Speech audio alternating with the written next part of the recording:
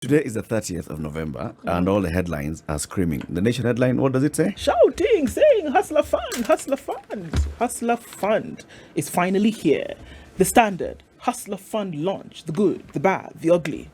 And this is all because the cabinet issued a communique 2 weeks ago and said the Hustler Fund will be launched on the 30th of November. The president had told us the last time he spoke to us on what was that thing at Jamhuri grounds at Uhuru Gardens? It was Mashujaa. Was it Mashujaa? It Utamaduni Day. No, the other one. Mashujaa. It was Mashujaa Day. Yeah. Yes. Okay. He said he'll launch it in December. Then the cabinet told him, December what, my friend? Why December? Launch on this side of November. So he's launching it today. We don't know where, but we'll find out soon. It's going to be launched today. The good, the bad, the ugly. What are the details of this Hustler Fund? CS Chelugui was speaking again yesterday and saying, so they are launching one of the 4 products. The whole idea of the Hustler Fund was to do what? Was to support the small and micro enterprises and entrepreneurs to thrive in business. Have they been getting access? The other day we were having a conversation here and Dr. Mwinde was saying, these people have been getting access to financing in other ways. They have other ways of getting financing. One of the people who knows how they've been getting access to financing joins us now in the studio. His name is Fred Njogu. He's the Chief Operating Officer at an organization called Correlation Africa. He's also an expert in financing small and micro businesses. Fred, good morning. Good morning. Good Welcome morning, to Kenya's biggest conversation. Thank you. Good morning, Du. Good morning, City. Good morning. Nice to be here. Finally on the hot seat of the Situation Room. It's feeling hot already. Relax, Buana. So you've brought us money, and we, City and I are small, micro entrepreneurs. Yes. In fact, at the rate we're going to be microscopic very soon. We are nano entrepreneurs. So Fred, tell us about Correlation Africa. What do you do? Yeah. So Correlation is actually a company that started in the data space. Started before that in the FMCG space. So really we are FMCG, fast-moving consumer goods. We are engineers that try and relook at what processes are there, how to make the whole business more efficient, how to help the organization do much better with what it has. And eventually we started realizing that at the end of the day, where this thing breaks down is at the moment of truth, where the customer has to buy your goods. So when you deliver your goods to the customer looks at the drawer. Generally, in the small businesses that we have, kiosks, tabletops, and stuff, they look at the drawer and they see, okay, I need to budget for the amount of milk I'm going to sell, the amount of soft drinks, bread, unga, all those things, and I have this limited amount of money. So they start apportioning, not based on the demand in their area, but based on the amount of money they have. And the easiest way to unlock that person's potential is by extending them credit. So we found that initially, and it already happens everywhere, you get a lot of distributors financing those retailers, not really by giving them cash, but by giving them consignment stocks. Sell, I'll come and collect the money later. But the distributor's job is not to extend credit. The distributor is supposed to make money by just distributing goods. So somebody else needs to do the financing. And the problem is that the people who do the financing do not know those customers the way the distributors know them. These distributors know them. They know how long they have been, what they buy every so often, and so on and so forth. They have a lot of the details. But distributor, are we talking about the big distributor, or are we talking, because if you're talking about the small kiosks and all, these guys are supplied by somebody on a motorbike or on a bicycle who comes with the loaves of bread and leaves the loaves of bread and goes on to the next one. So you'll find a lot of the big companies and progressively smaller ones, and also just distributors who are not manufacturers, actually have very good information systems. They have data. They know Njoro's kiosk is outside in this location. It's owned by this person. And that's his worker who works there. Maybe that's his wife who also works there. and this is how much they buy from me. But the bank or the financial institution that's supposed to finance that outlet does not know. It just knows there's an outlet there. How much do they buy? How much do they sell? Of which goods? They don't know. So what we do is actually to create that linkage. We give transparency to a financier who is interested in financing, solving that gap. And how we do it is that we combine this business information that we have from the distributor or the FMCG company, the anchor, with the personal information that the bank needs, because the bank needs to know, actually it's Ndu who owns that shop that is called Njoro's shop. Maybe you bought it from Njoro. But we need to know your ID number, we need to maybe get your PIN, maybe we need to get your business registration and all those things. Then we combine the sales information plus the personal information plus location information to form a complete picture of a lendable business. So what we do is that we are able to do that at scale, at a really large scale, very fast. And we are able to package that information to a financial institution that then makes a decision to lend or not lend that person. So that's what we do. So how then do you describe an establishment or a business to then be lendable? Because the thought is that, all right, here's somebody who's doing Njoro, selling juice, whatever. How then do you say, what are the markers then that you're looking for to say then whether this business will be lendable? And then wouldn't the thought be that if Fred is coming to do this scrutiny of this business and maybe give pointers as to what ought to happen, the thought is that the end result would be a guaranteed access to credit, so that you're taking it to the financier and saying, look, we've done the due diligence, this is an organization or this is an establishment that you can actually go ahead and fund. So there are two things: what makes a business lendable, and then as you're going through this process, the thought would be that the end result is that yes, the much needed capital is going to come through because I've been through this process. Okay, so the first thing I think would be to say that all businesses are lendable, because, for instance, you have the hawker that goes to a shop, a supplier somewhere in Kamukunji or Nyamakima, and leaves their ID and gets goods, goes and sells, finishes selling those goods, comes back with money and is given more goods like that. So from there, where they really have nothing, to corporates. So all businesses are lendable, just depends on how much risk somebody wants to take. Our typical financial institutions, you start from Friends, Shylocks, all the way to banks. Banks are regulated, so who they lend is quite well defined. I mean, the kind of risk that they can take, because they are lending on other people's money, on depositors' money.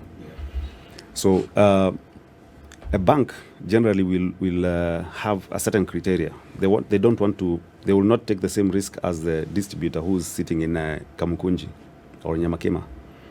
They will be more interested in somebody that's a bit more established, that has maybe a premises and that has a track record. So what we do, we agree with the banks what are those criteria that make sense for them. So you find maybe there are 150,000 kiosks and dukas in Kenya, which, by the way, is way more than the total number of retail outlets in the EU. What? FYI. Yes. Say that again? The number of dukas and kiosks in Kenya is way more than the retail outlets in the EU. The entire European Union? Yes. Okay. We'll talk about that. Okay. But it's actually quite interesting. So we actually operate in a very complex market. And complexity, the way our economy is structured, it favors complexity. Because if you open a kiosk and I see that it's doing well, nothing stops me from opening a kiosk next door. Yes. So, nothing stops. On the other hand, these other formal economies, the markets, because they are driven by the markets, by the stock markets, they reward consolidation, efficiency. So the two of you, somehow you'll have to figure out how to merge. Yeah. So back to your question about the criteria. So we agree with the bank, because at the end of the day, they have to lend responsibly. What are the rules? They say we want maybe a shop that has been there for at least 1 year, at least consistently buying for 6 months, that has this, maybe that is not listed on the CRB, and now there's a whole change about that, thinking about the CRB, etc., that does a certain volume. Although all the products that we have, we don't have a minimum threshold for volume. So you can be buying 500 shillings or 200 shillings, doesn't matter. Generally, they want to be sure that you are there too. You're trading. Exactly. Then once you collect that information, we can pass it to a bank, and the bank will then make the lending decision. We find, because of that, what we talked about, banks being reluctant to lend because of those because of that regulation, then we have sometimes to support them. So you say, what's your risk? And can we do something about that risk? Can we take a portion of that risk and collateralize it and offer it to somebody else who is willing to take that risk on a first loss basis, for instance? So just to make it easy. So to come to your point, we are able to actually create a product that can cover the entire spectrum. Yeah. That make sure that everybody is able to access credit. Exactly. Now, the conversation is around the Hustler Fund. And the Hustler Fund, as we've been discussing, as the Kenya Kwanza team were going around the country, they sold this and said, your big problem is you're running a business and you don't have access to money to keep financing your operations. Just like you're saying, buying stock and reselling. And we want to come up with a fund that will be able to support you in this. Now, from what you've seen in the market, these small and micro businesses, the shops, the person who is doing a small kiosk, a small food vendor, small juakali artisan, all these people, they need cash on a daily basis to keep operating. What is this gap that they have? I mean, what other ways can they be sorted out so they can easily access money on a daily basis? So the reality is the gap is there. I mean, in these economies, we are growing faster than we can produce. I mean, the demand for goods and services is higher than the economy can pay for. So generally, we will need financing from somewhere. And a lot of times, most people are required to provide collateral, which they don't have. Most of the people who are starting off in business are very young. They have no land. They have they really do not have anything that can securitize any facility that they take. And I think that's what the Hustler Fund is trying to do, to solve that problem, which is what we are trying to do ourselves by digitizing and monetizing what we call goodwill. So goodwill is, if you ask somebody in town, they'll tell you goodwill is, I have a shop somewhere on Tomboya Street, junction with Ronald Ngala, very busy, and therefore, if I'm selling it to you, give me 1 million shillings goodwill. That's just goodwill. Just goodwill. You don't not rent, not anything. Yeah. How do you quantify it? So one of the things we are doing is by saying that actually we know from the supplier that supplies this customer, this is the amount of business that outlet does. And therefore, that 1 million shillings actually makes sense. But don't just use it the day you are transferring the business to somebody else. Use it also with the bank. So the bank actually can trust the number that you say, I do turnover of 1 million. So extend me 1 million, I'll be good for 1 million, and stuff like that. Now, for the person who doesn't have that sales history, or their business is not that well structured, that they have suppliers who have those kind of records. And most of those companies, generally, most of those entities don't keep good books. Yeah. Then I guess now I know that's where the Hustler Fund is supposed to come in and say, okay, you are involved in this business. Maybe we need to set some guardrails and say, for if you are a border and you apply, we can guarantee you if you go to consume fuel at a certain petrol station. And we are sure the fuel has entered your tank, 200, 500, whatever amount it is that you need for the day. You do your business, make your money, pay us back. by developing certain guardrails that then make the fund sustainable. Because on the other hand, also you have people who want to, take advantage. So the guardrails would be that somebody within the same ecosystem or value chain is becoming like your guarantor. Yes. Like in the case I'm hearing. So the fact that the data that you use, for example, is coming from the distributor, the distributor is the one who's sort of like a guarantor, because the distributor's word is, yes, I know this shop. Yes, I supply goods worth X amount to this particular shop. So they're the introducer. He's the one who introduces you to the formal financial system. Yes. So the same kind of thing, if it were to happen in terms of rolling out a Hustler Fund, it will be who else can vouch. Who can vouch for you? Yeah. Talking about vouching yesterday, right? Yes, who were you vouching for yesterday? Was I vouching for anybody? Was I just having an academic discussion about the concept? Oh. We were talking about essentially the concept of a guarantee scheme, because that's what vouching is. And how it is that guarantee can actually become pivotal to whether the so-called hustler and the businesses that fall into that category can actually move up. Because if you don't have the means, that is that one, should we say, piece of the puzzle that can actually help you move out. Because with the guarantee, you will then be able to access the credit that ordinarily you would not be able to access. Exactly. You'll be able to access things that ordinarily were way beyond you. Exactly. Now, the question that we were asking then was, with this Hustler Fund, given its structure, the framework within which it's supposed to operate, beyond just the money, beyond that, just the Fuliza, what else does it do? Well, it stimulates. So so the one thing is that it allows people to grow their business, and I'll give you an example. But also it stimulates, and it's a sort of a stimulus fund, and governments all over the world. I'm going to ask you to explain this concept of stimulus fund. I've heard it very many times. I would just like to understand it better. So what it looks like, what it's supposed to do, and when it has done its job, what the end product will look like.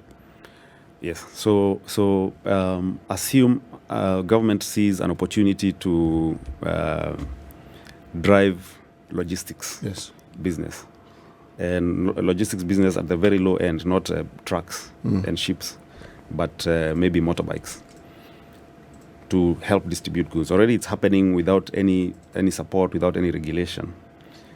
But the government could say, okay, we see an opportunity and maybe we can structure it, we can help those people become more structured and formalized and eventually be able to tax them.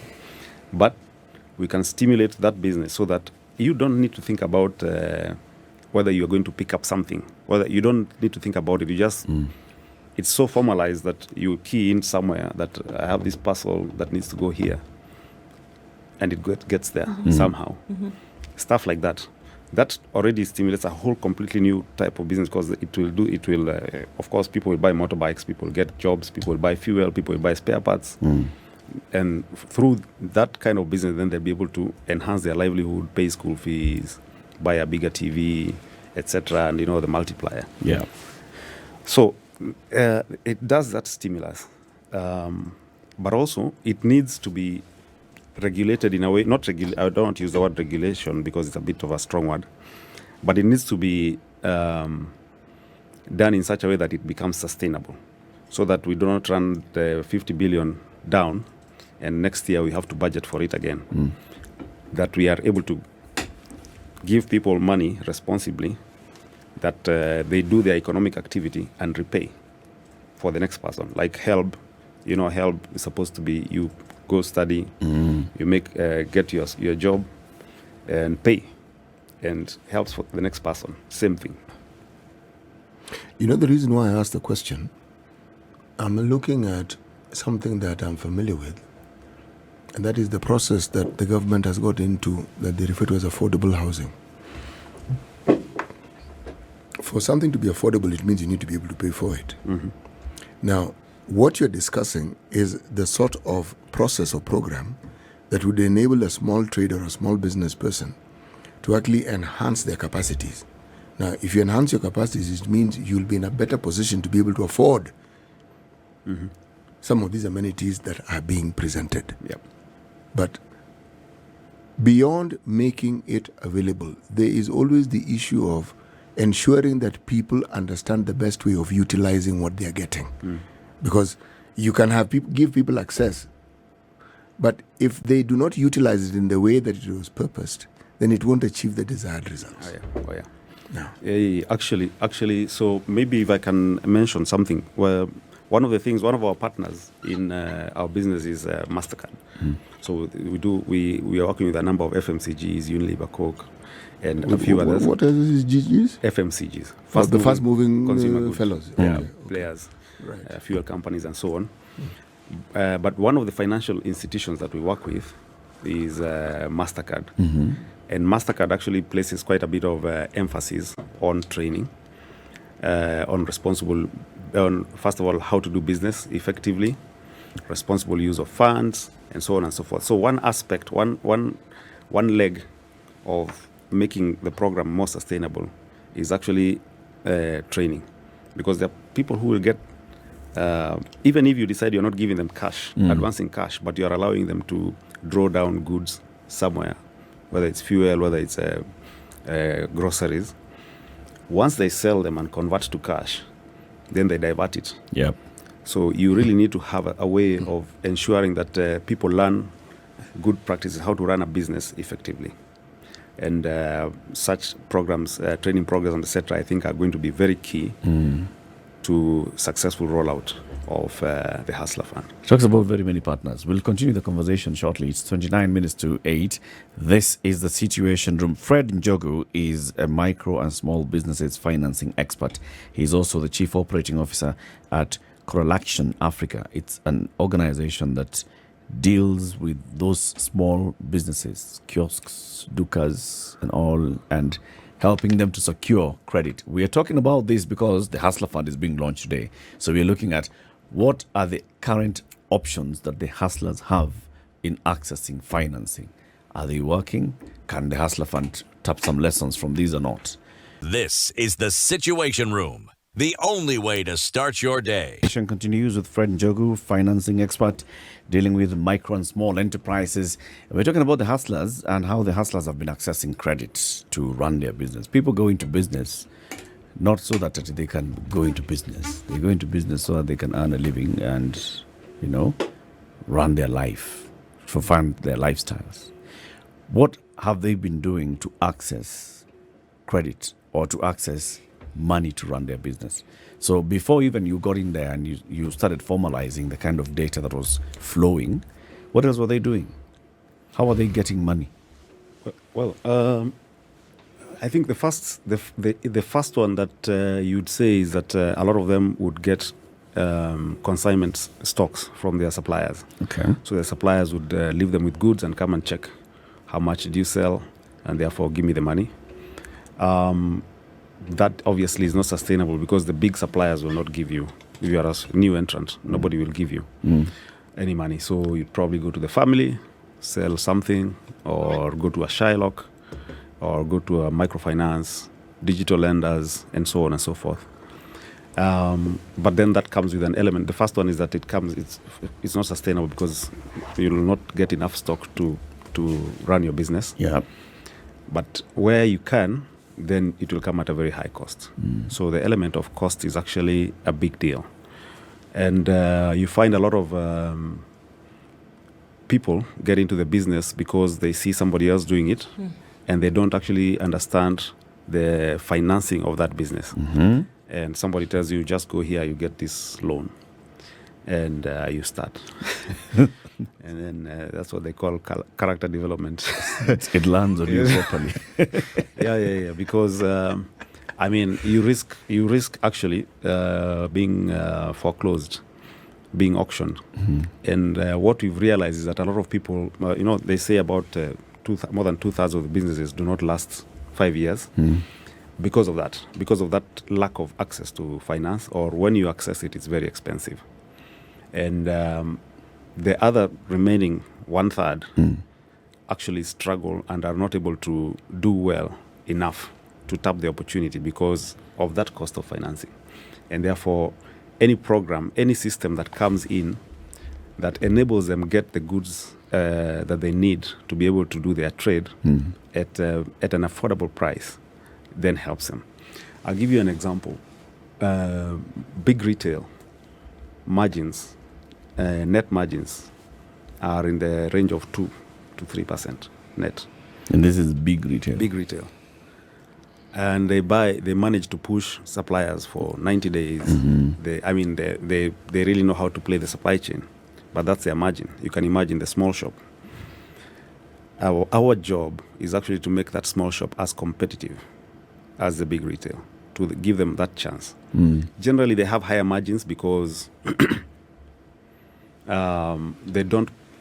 I mean, the suppliers make higher margins from them because they cannot negotiate as much. Yeah. Because they want to get things on.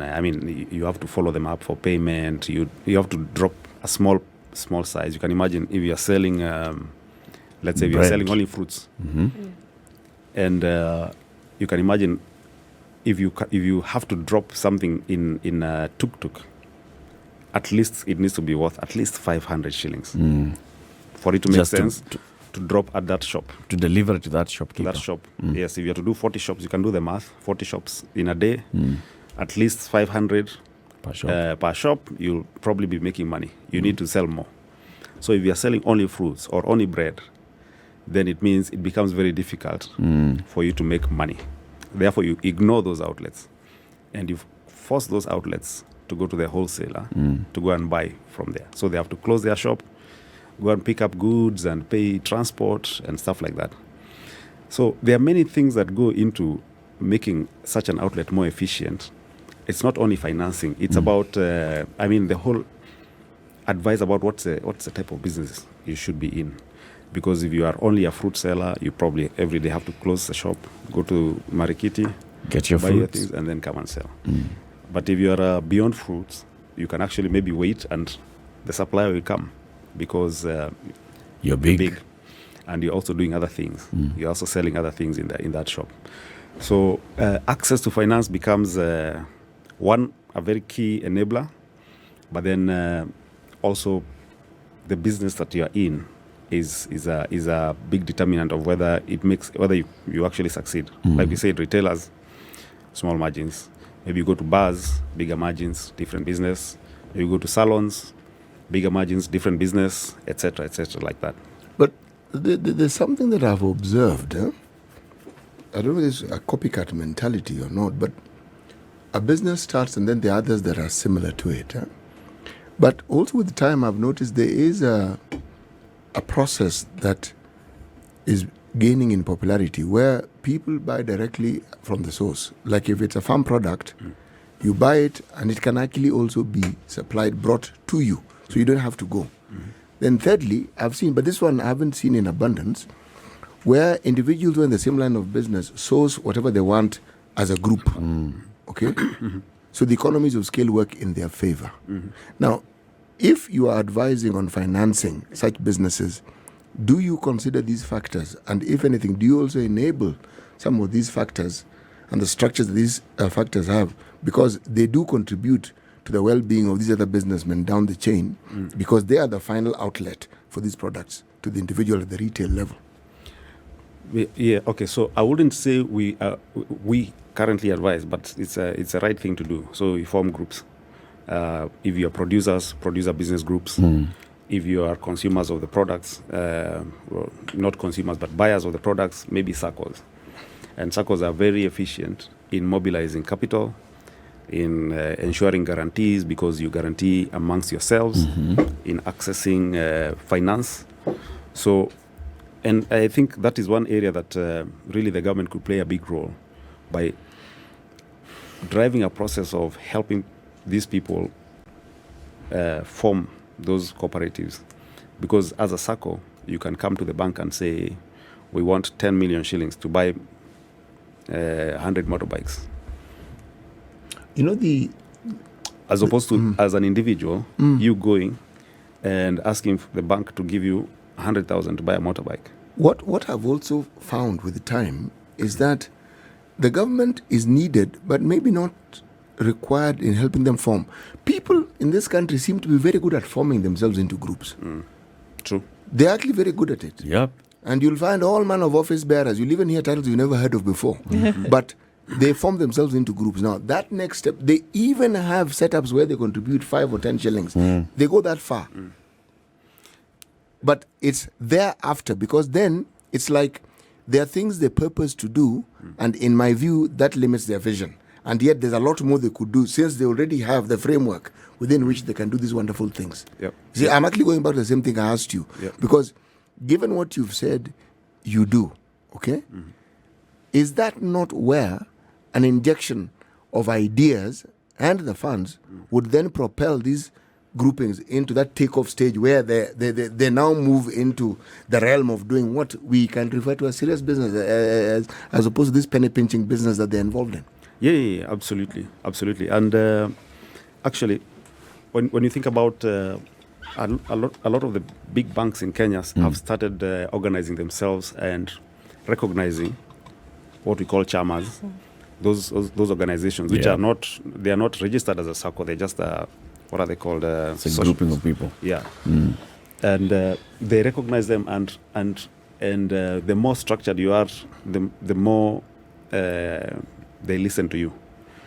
And it's actually the banks are going ahead. So the private sector is going ahead of the government in innovating and understanding and taking risk. Because again, at the end of the day, it's a risk. But it is a space that would benefit a lot from more insight.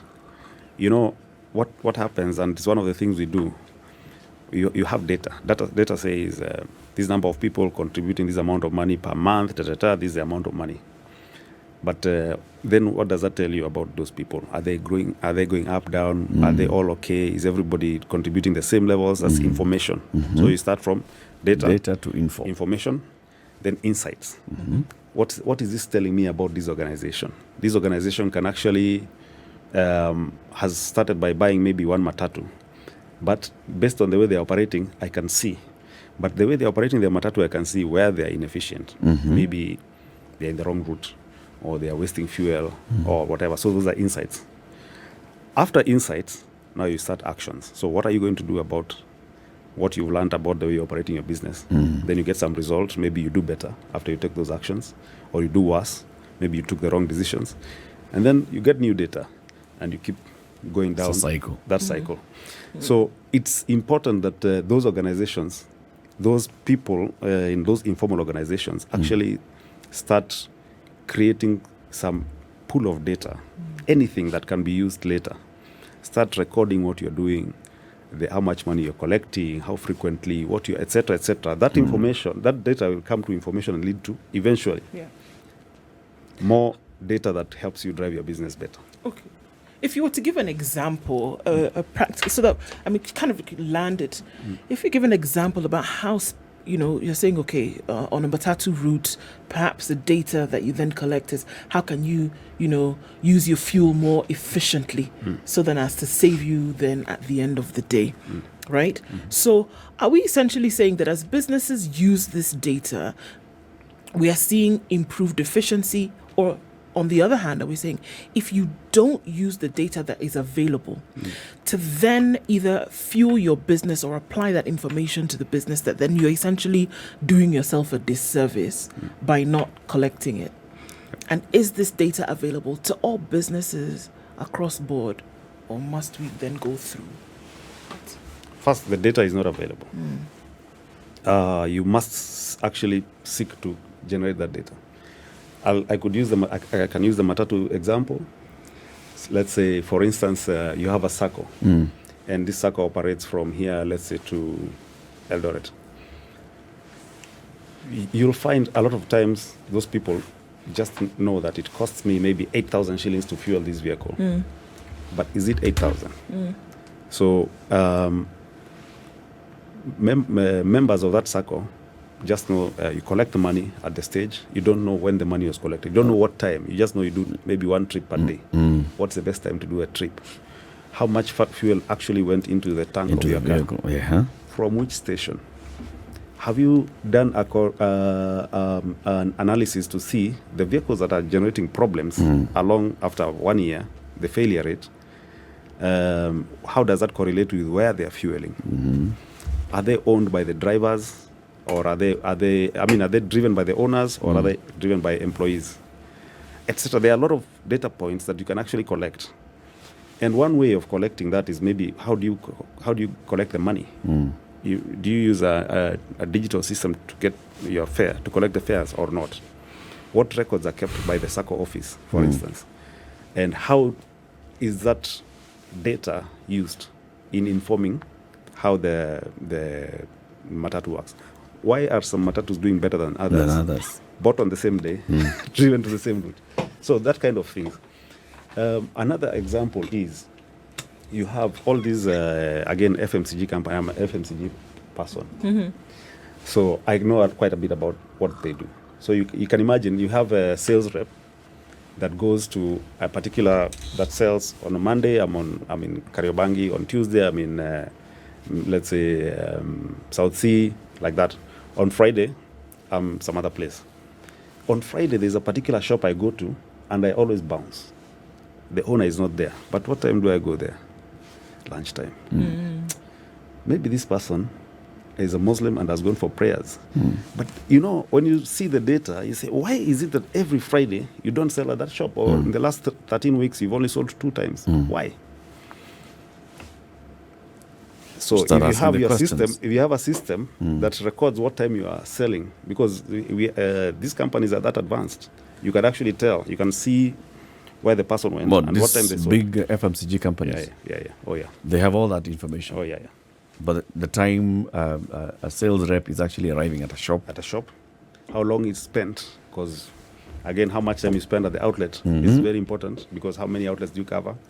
On the one hand, you need to cover your 30, 40 outlets.